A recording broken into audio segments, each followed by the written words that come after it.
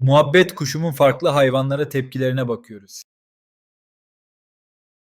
Kendi türüne şaşırdı. Çok bir ilgi de göstermedi. Haymana karası bir köpeğin havlamasını şaşkınlıkla karşılıyor. Ay hoştu lan. Aslana ilk bir diklendi. Sonrasında bunun iyi bir fikir olmadığını anlayıp bana doğru kaçtı.